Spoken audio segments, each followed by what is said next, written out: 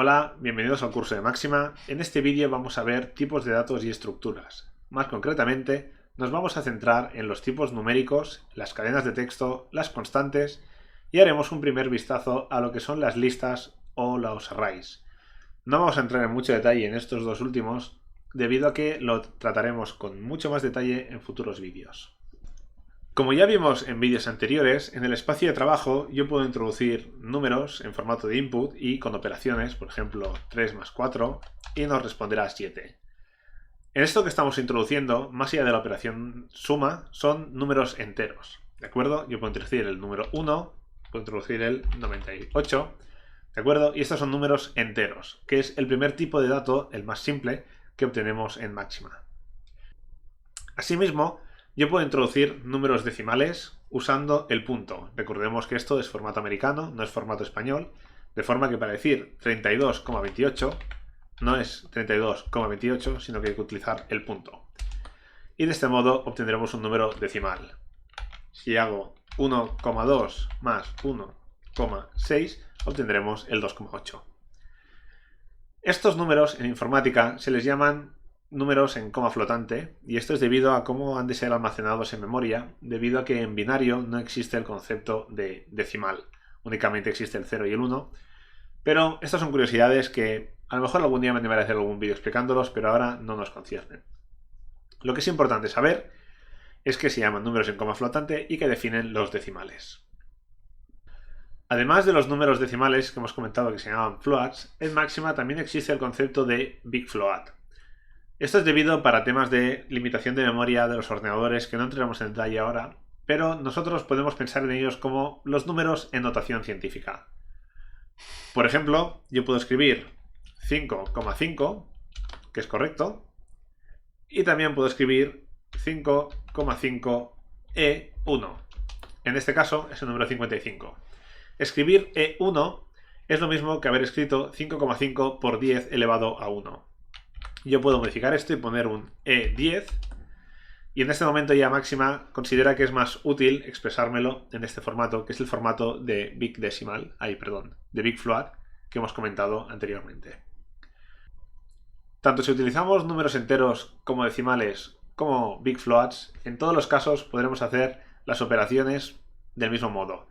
No tenemos que ir en especial cuidado a la hora de utilizar uno u otro, simplemente saber lo que estamos haciendo y por qué. También los decimales se pueden expresar en forma de fracción, de forma que si yo escribo 1 dividido entre 2, me va a poner un medio. Es importante saber que Máxima siempre va a intentar darnos un resultado exacto, de forma que si ponemos un medio, como hemos puesto aquí, nos va a dar un medio. Si yo pongo 2 dividido entre 2, nos va a dar 1. ¿Qué ocurre? Que hay casos, como por ejemplo el caso de un medio o con el caso de 2 tercios, que a lo mejor no nos interesa que nos ponga 2 tercios, queremos tener el valor real de esta expresión. Hay diferentes formas de hacer esto en Máxima, pero vamos a aprender dos de ellas que son las más útiles durante el día a día. La más sencilla de todas ellas es simplemente cuando hacemos una expresión que sabemos que nos va a dar un decimal, una fracción, perdón, simplemente ponemos coma, espacio y escribimos la palabra número. Esto lo que hará es forzar el resultado que haya al lado izquierdo de la coma a ser expresado en el valor más preciso posible. Es decir, en este caso, un 0,6 periódico, aunque bueno, no sabe periódico infinito.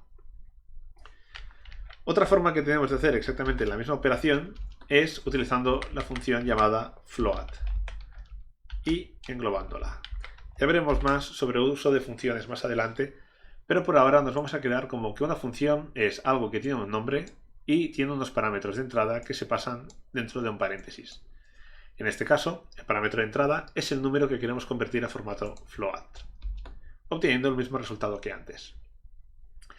Asimismo, como hemos dicho antes, Máxima trata de manera distinta los floats y los big floats, de forma que un número también podemos convertirlo en un big float usando la función bfloat.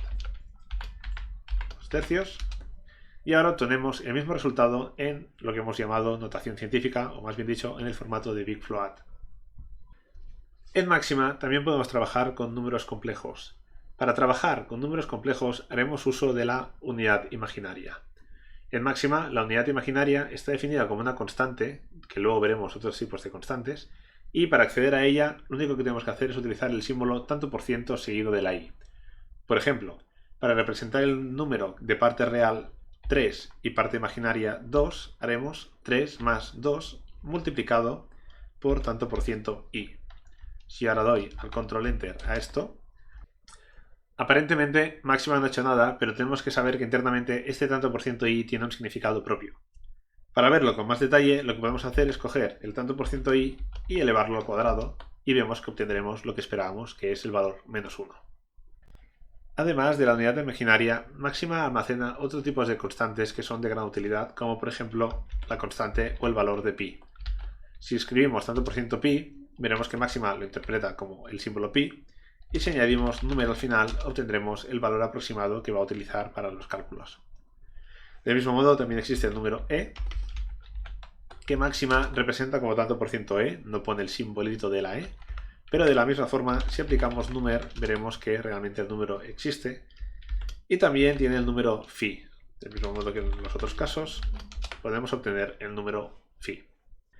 En cualquier lenguaje de programación, como veremos, aparte de los números que hemos visto, existe la opción de poder escribir texto. Para ello, utilizaremos el símbolo comillas dobles y pondremos nuestro texto en el interior. Por ejemplo, hola mundo. Como vemos, está rodeado por dos comillas dobles en cada lado. Si ejecutamos este comando, veremos que nos muestra el texto hola mundo. El uso de texto en nuestro código nos podrá permitir, por ejemplo, para hacer que el programa muestre información textual sobre lo que está ocurriendo en este momento a nivel de traza o a nivel informativo del usuario. Asimismo, las cadenas de texto también las utilizaremos a la hora de guardar o cargar ficheros desde la interfaz de Máxima, debido a que tendremos que pasarle el nombre del fichero y la ruta en formato texto. Al igual que con los números, existen diversas funciones que podemos utilizar con los textos, que iremos viendo durante el curso. Pero la más importante que vamos a ver ahora es la función concat, que nos va a permitir concatenar dos o más textos. Por ejemplo, si yo tengo el texto hola y tengo el texto Joel, y dados estos dos textos quiero concatenarlo, deberé hacer concat y los textos hola, coma, Joel, coma y otro texto más, casa.